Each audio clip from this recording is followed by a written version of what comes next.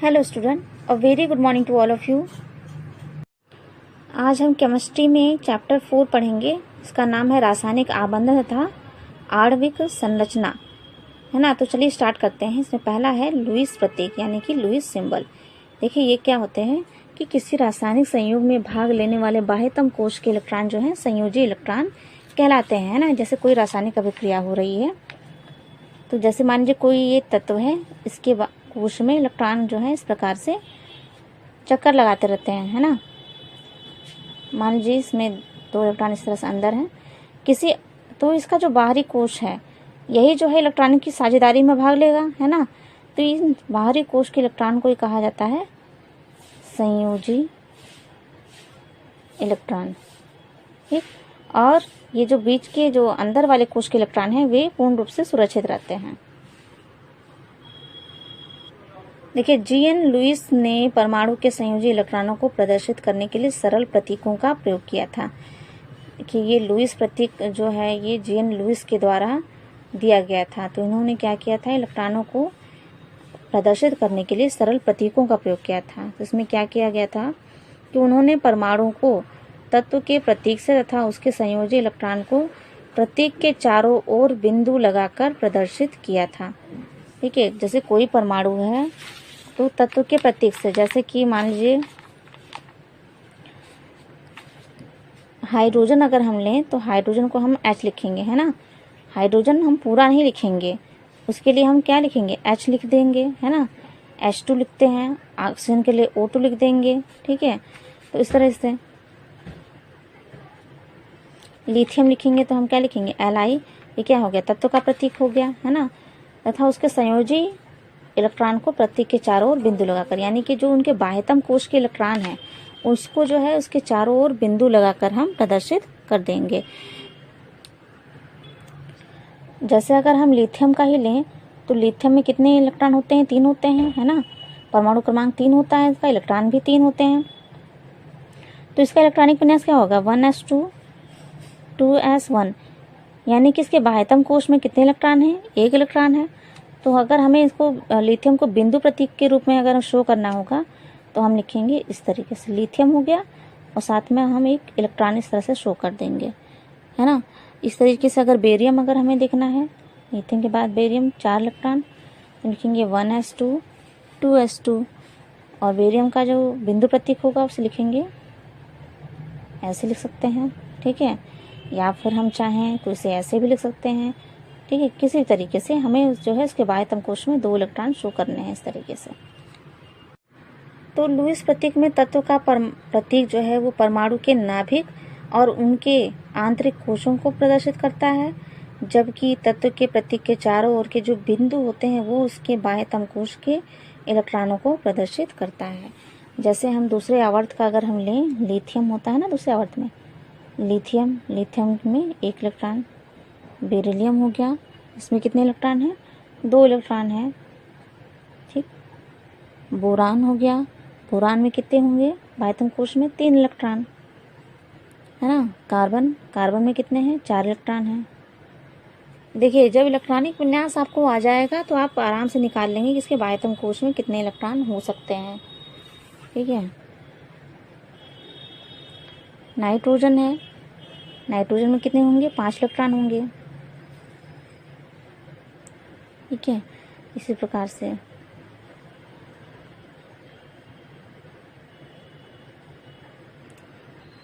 ये 6 इलेक्ट्रॉन हो गए फ्लोरीन में। और अब नियान की पारी है।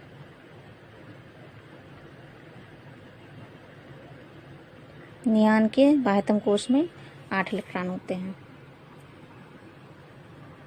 तो इस प्रकार से बिंदु के द्वारा हम प्रदर्शित करेंगे। चलिए इसका देखते हैं महत्व क्या क्या होता है, यानी कि लुईस प्रतीकों का महत्व क्या है। तो लुईस प्रतीक के बिंदुओं की संख्या जो है वो संयोजी इलेक्ट्रॉनों की संख्या को प्रदर्शित करती है, और संयोजी इलेक्ट्रॉन की सहायता से हम तत्वों की समान संयोजकताएं ज्ञात कर सकते हैं।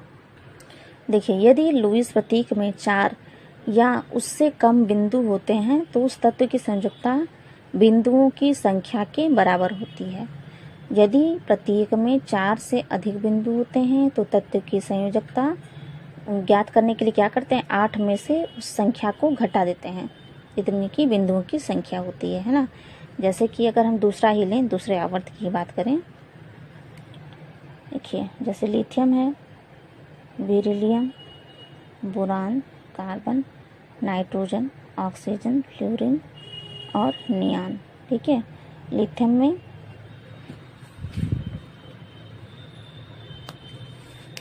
लिथियम में 1 इलेक्ट्रॉन है, बेरिलियम में 2 इलेक्ट्रॉन हो गए,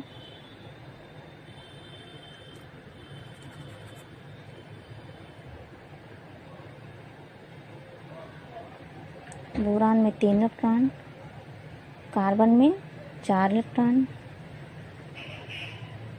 नाइट्रोजन में कितने हैं, 5 हैं। ठीक है, ऑक्सीजन में 6 हैं,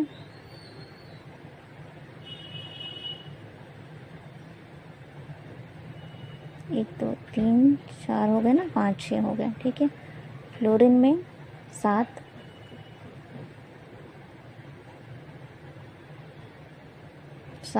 है ना, और नियान में 8।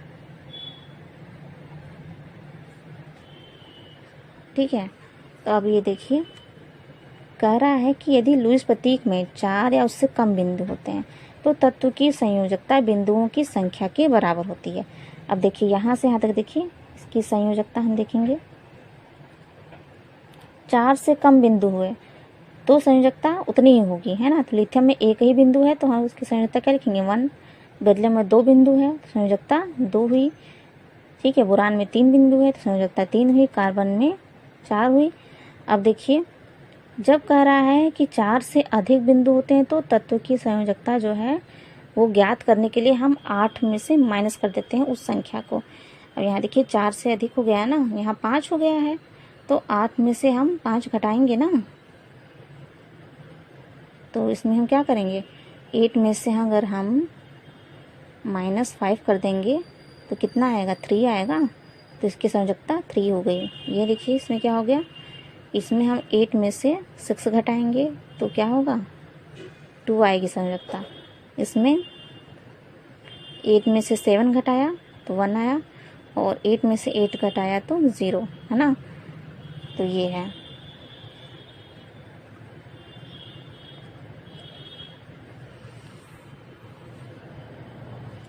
तो ये याद रखने वाली चीज़ है कि जब 4 तक ही बिंदु हैं किसी तत्व में तो उसकी संयोजकता कितनी होगी, उतनी ही होगी।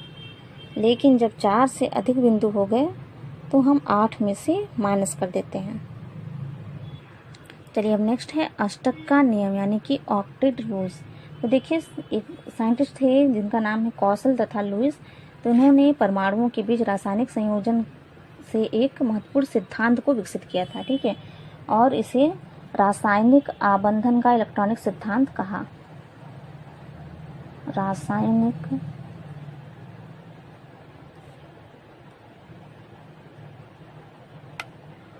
आबंधन का इलेक्ट्रॉनिक सिद्धांत। साइंटिस्ट का क्या नाम है, कौशल तथा लुईस ने।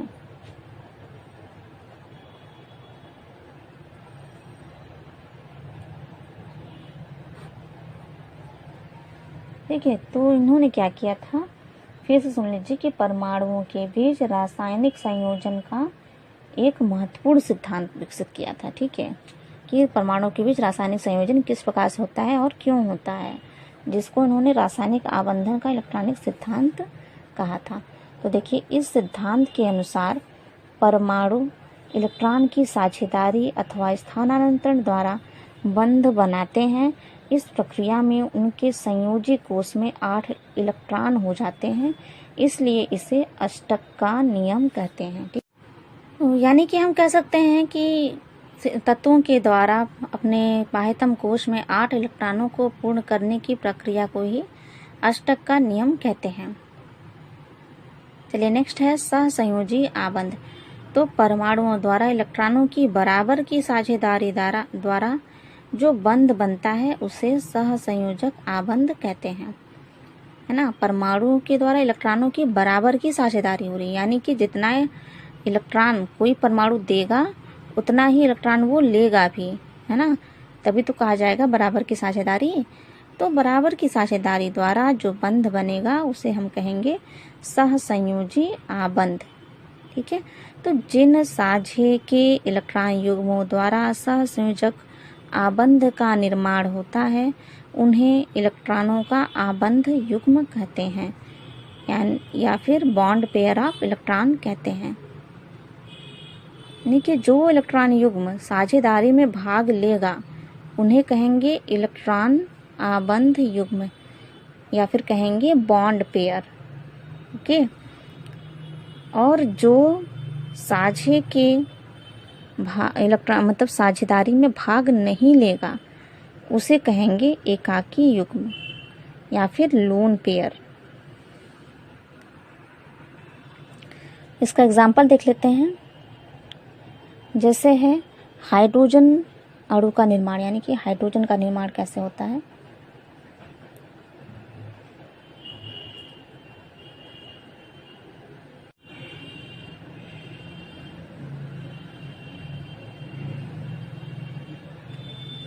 देखिए क्या होता है कि हाइड्रोजन के बाह्यतम कोश में कितने इलेक्ट्रॉन होते हैं, केवल एक ही इलेक्ट्रॉन होता है ना। हाइड्रोजन के कोश में कितने इलेक्ट्रॉन होते हैं, एक ही इलेक्ट्रॉन होता है। तो ये क्या होता है, ये तो अपना अष्टक पूर्ण नहीं कर पाएगा, है ना। देखिए अष्टक का नियम की जो है ये परिकल्पना क्यों की गई, क्योंकि सारे तत्वों की ऐसी टेंडेंसी होती है कि वो 8 इलेक्ट्रॉन को प्राप्त कर लें जिससे वो स्थायी संरचना प्राप्त कर सकें, है ना। 8 इलेक्ट्रॉन जो है वो अपने संयोजी कोश में प्राप्त कर लें जिससे उन्हें एक स्थायी संरचना प्राप्त हो जाए। लेकिन जो है हाइड्रोजन क्या करता है, इस नियम का अपवाद होता है, अष्टक के नियम का। इसके बारे में अभी हम आगे पढ़ेंगे। तो क्या होता है, हाइड्रोजन में एक ही बाह्यतम कोश में एक ही इलेक्ट्रॉन होते हैं, तो इसकी टेंडेंसी होती है केवल एक और इलेक्ट्रॉन प्राप्त करने की, जिससे कि ये इनके बाह्यतम कोश में 2 इलेक्ट्रॉन हो जाएं, ठीक है। तो 2 इलेक्ट्रॉन होकर ये हीलियम की संरचना प्राप्त कर ले और जो है स्थायी तो प्राप्त कर ले, है ना। तो उसका देखिए कैसे बॉन्ड बनेगा। तो इसको जो है एक और हाइड्रोजन की आवश्यकता पड़ेगी 2 हाइड्रोजन होने के लिए, है ना। तो ये इसका हाइड्रोजन हो गया या एक इसका हाइड्रोजन हो गया। अब देखिए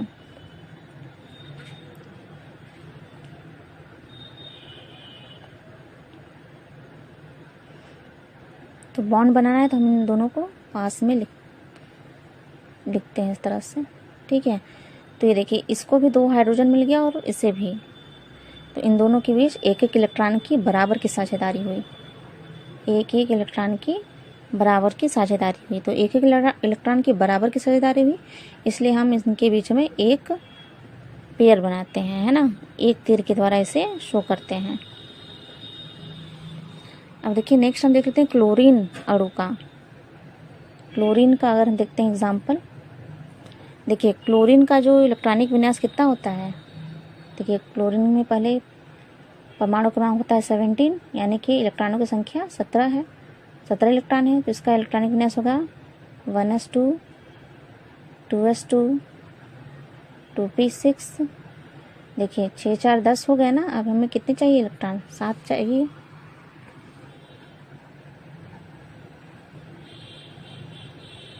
थ्री पी 5, ये 10 हो गया, 10 2 12, 12 5 17 हो गए इलेक्ट्रॉन। देखिए यहाँ पे इसके बाह्यतम कोश में कितने इलेक्ट्रॉन है। अगर हम बाह्यतम कोश देखें, ये पहला कोश है, ये कौन सा है, दूसरा कोश हुआ। देखिए 3 3 है ना, तो ये तीसरा कोश हुआ। ये पहला है, ये दूसरा कोश और ये तीसरा कोश है। तो बाह्यतम कोश में हम देखते हैं कितने इलेक्ट्रॉन है, 7 हैं, है ना। यानी कि 2 8 7, ये इनका इलेक्ट्रॉनिक विन्यास हो रहा है बाह्यतम कोश में 7 इलेक्ट्रॉन। यानी कि इनको अपना अष्टक पूर्ण करने के लिए कितने इलेक्ट्रॉन की आवश्यकता है, 1 इलेक्ट्रॉन की आवश्यकता है ना। तो जब क्लोरीन से ही अभिक्रिया कराई जाए, अभिक्रिया नहीं, आबंध यानी कि साझेदारी कराई जाए, है ना। तो देखिए 6 इलेक्ट्रॉन हो गया और एक 7 यहाँ बना दिया। अब इस वाले क्लोरीन को हम दूसरे पेन से लिख देते हैं समझने के लिए।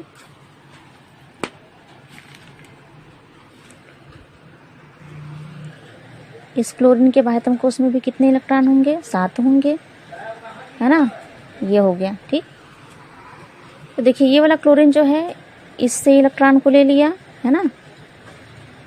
अब देखिए जब इससे साझेदारी करके ले लिया तो कितना इलेक्ट्रॉन हो गया इसके पास? 8 हो गए। 1 2 3 4 5 6 7 8, यानी इसका अष्टक कंप्लीट हो गया।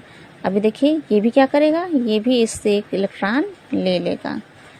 इसमें में कितने हो गए? 1 2 3 4 5 6 7 8, ठीक। तो एक एक इलेक्ट्रॉन की साझेदारी करके ये भी अपना जो है अष्टक कंप्लीट कर ले रहा है। तो इस प्रकार से क्लोरीन अणु का निर्माण होता है। अब हम देख लेते हैं नेक्स्ट जल अणु का निर्माण, ठीक है। जल यानी वाटर का, है ना। वाटर का फॉर्मेशन किस प्रकार से होता है?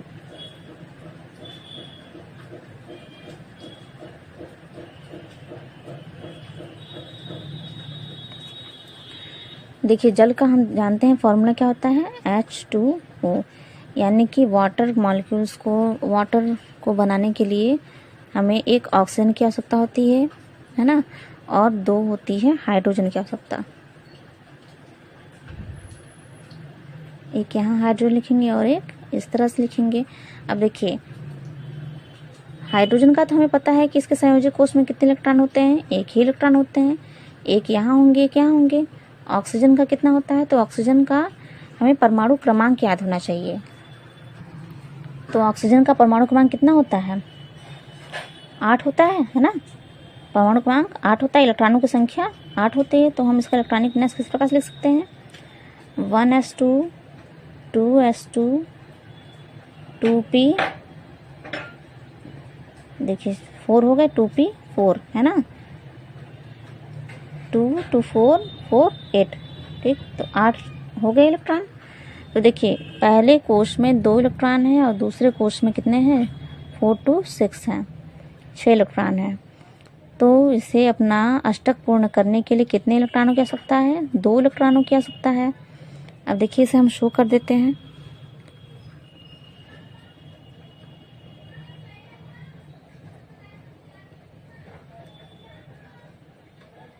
ठीक है, 4 हो गया, 5 6, ठीक है। बाह्यतम कोश में कितने इलेक्ट्रॉन?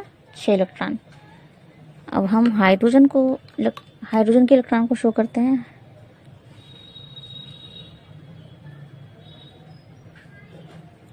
हाइड्रोजन को अष्टक पूर्ण करना नहीं होता, इसे केवल 2 इलेक्ट्रॉन की आवश्यकता होती है। तो हाइड्रोजन ने 1 इलेक्ट्रॉन लिया ऑक्सीजन से, ये हो गया, ठीक है। और ऑक्सीजन क्या करेगा? 1 इलेक्ट्रॉन इससे लेगा और 1 इलेक्ट्रॉन इससे लेगा।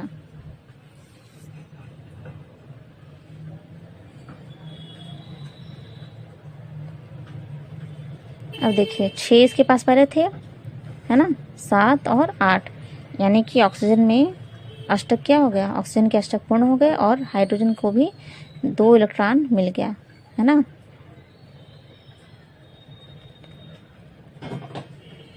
तो इसे हम इस प्रकार शो कर सकते हैं। एक एक इलेक्ट्रॉनों की साझेदारी हुई है ना। एक एक इलेक्ट्रॉनों की साझेदारी हुई तो एक एक बॉन्ड से शो कर देंगे इसको। अगर 2 इलेक्ट्रॉनों की साझेदारी होती तो हम डबल यहाँ पे 2 लिख देते हैं ना। इस प्रकार से अगर 3 इलेक्ट्रॉन की साझेदारी होती तो 3 करते। जैसे कि मान लीजिए किसी तत्वों के बीच में कोई, मान लीजिए एक्स है तत्व, कोई वाई है, उनके बीच डबल इलेक्ट्रॉनों की साझेदारी हुई तो हम इस तरीके से 2 लिखेंगे, 2 लाइन जो है 2 बॉन्ड की तरह शो करेंगे। अगर एक्स और वाई के बीच 3 इलेक्ट्रॉनों की साझेदारी हुई तो हम ट्रिपल बॉन्ड की द्वारा से शो करते हैं, ठीक है। जैसे हम देख लेते हैं ऑक्सीजन अणु का निर्माण, है ना। ऑक्सीजन अगर लिखना हो तो हम क्या लिखते हैं? O तो लिखते नहीं हैं, हम क्या लिखते हैं? O2 लिखते हैं, यानी कि O के 2 मॉलिक्यूल्स मिलकर ऑक्सीजन अणु का निर्माण करते हैं। देखिए O के बाह्यतम कोश में कितने इलेक्ट्रॉन होते हैं? अभी हमने देखा कितने होते हैं? 6 होते हैं। इन्हें अपना अष्टक पूर्ण करने के लिए कितने इलेक्ट्रॉनों की आवश्यकता होती है? 2 की, है ना। तो ये देखिए 6 इलेक्ट्रॉन इसके हैं, 6 इसके हैं, तो इसने 2 जो है इस O मॉलिक्यूल से लिया और ये भी इससे 2 की साझेदारी कर लिया। ठीक, तो 2 की जब 2 इलेक्ट्रॉन की साझेदारी हो गई तो इनकी बाह्यतम कोश में 8 इलेक्ट्रॉन हो गए, है ना। 8 इलेक्ट्रॉन हो गए तो ये सक्रिय स्थायी संरचना प्राप्त कर लिए, है ना। तो इससे हम इस तरह से शो करते हैं डबल बॉन्ड के द्वारा, यानी कि 2 इलेक्ट्रॉनों की इनमें साझेदारी हुई है। इसी प्रकार से देख लेते हैं, जैसे ऑक्सीजन अणु का निर्माण हमने देखा अभी, इसी प्रकार से नाइट्रोजन का देख लेते हैं, नाइट्रोजन अणु का निर्माण।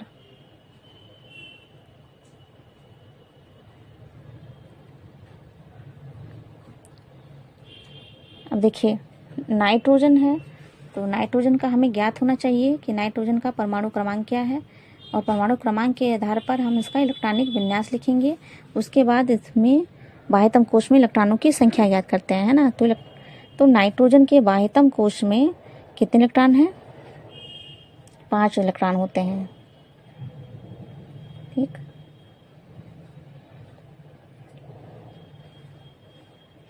तो 5 इलेक्ट्रॉन इनके बाह्यतम कोश में है, तो अपना अष्टक पूर्ण करने के लिए इन्हें कितने इलेक्ट्रॉनों की आवश्यकता होगी? 3, है ना। तो ये नाइट्रोजन जो है इससे इलेक्ट्रॉन ले रहा है 3, है ना, और ये भी इससे ले लिया, है ना। तो यानी कि 3 इलेक्ट्रॉन लेकर, देखिए ये 5 पहले से थे, 5 3 8 हो गया, इसके 5 भी, ये 5 पहले से थे, इसने 3 ले लिया, 8 हो गए। तो कितने इलेक्ट्रॉनों की साझेदारी हुई? 3 इलेक्ट्रॉनों की। तो हम ट्रिपल बॉन्ड से शो करेंगे। ओके,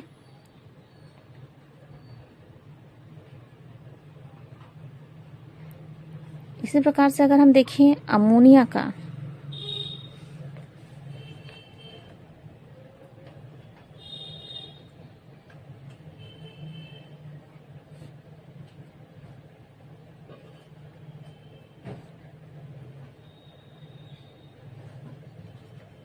देखिए अमोनिया का फॉर्मूला क्या होता है? NH3, है ना, यानी कि N से 3 हाइड्रोजन जो है इससे जुड़े रहते हैं, तो हमने लिखा N। ठीक, और बाह्यतम कोश में कितने इलेक्ट्रॉन हैं? 5 हैं। ठीक है, और 3 हाइड्रोजन भी हैं। तो इस प्रकार से लिखा, हाइड्रोजन के इलेक्ट्रॉन को हम X से शो कर रहे हैं ताकि वो अलग अलग शो हो।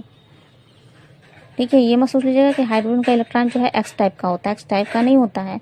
हम शो करने के लिए, अलग अलग शो करने के लिए इसे X शो कर रहे हैं। आप चाहें तो इसे बिंदु के द्वारा भी शो कर सकते हैं। ओके, तो देखिए ये जो है हाइड्रोजन ले लिया, इसने अपना डुप्लेट कंप्लीट कर लिया, यानी कि द्विक कंप्लीट कर लिया 2 इलेक्ट्रॉन लेके। ठीक है, ये नाइट्रोजन है 5 6 7 8, है ना। ये हाइड्रोजन के एक इलेक्ट्रॉन को ले लेता है, तो क्या हो गया? नाइट्रोजन के पास भी 8 इलेक्ट्रॉन हो गया, अष्टपूर्ण हो गया, और हाइड्रोजन जो है एक इलेक्ट्रॉन की साझेदारी कर लिया और अपना द्विक कंप्लीट कर लिया। तो उसको हम इस तरह से लिखेंगे। और देखिए 2 इलेक्ट्रॉन जो है इसके बच रहे हैं, ये साझेदारी में भाग नहीं ले रहे हैं, है ना।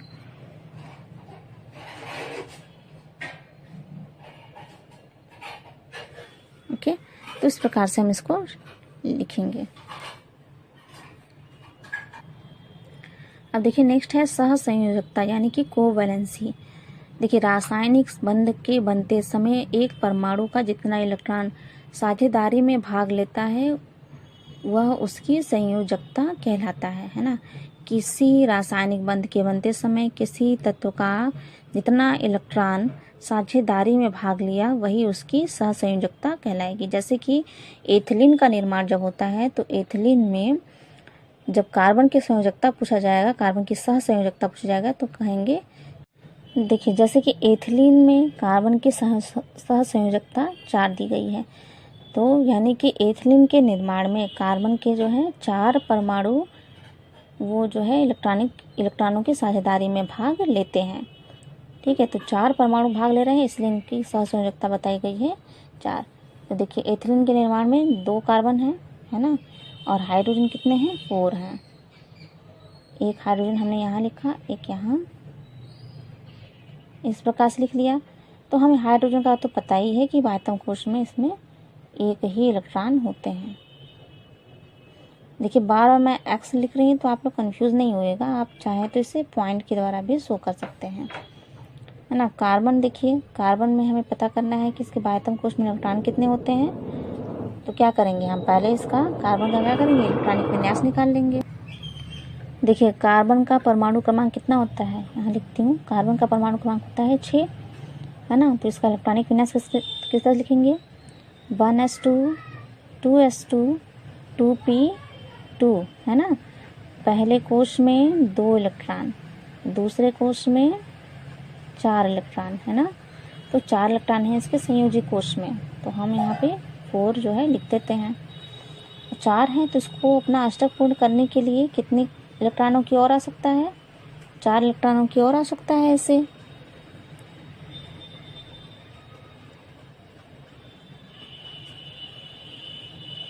ठीक है, देखिए हाइड्रोजन जो है इलेक्ट्रॉन ले रहा है, एक एक इलेक्ट्रॉन ले लिया और अपना द्विक कंप्लीट कर लिया।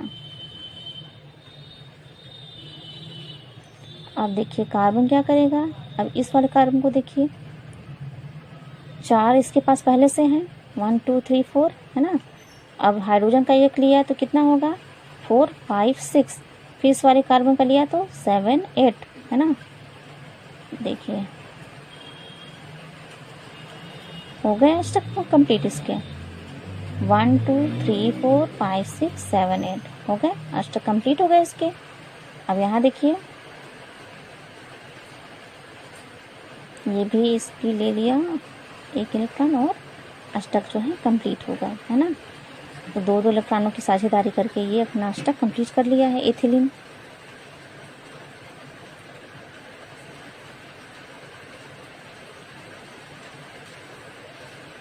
है ना।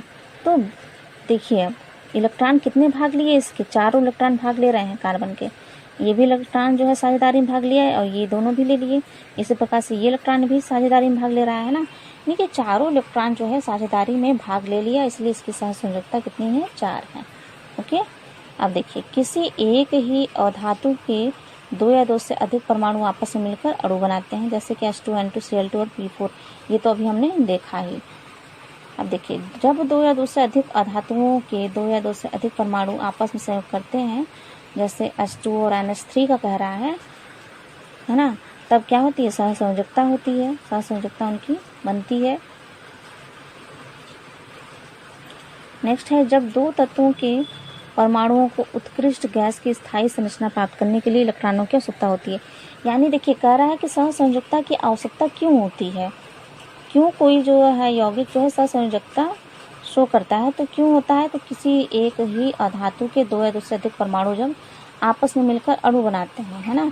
फिर कह रहा है कि जब 2 या 2 से अधिक अधातुओं के 2 या 2 से अधिक परमाणु आपस में संयोग करते हैं, ठीक है।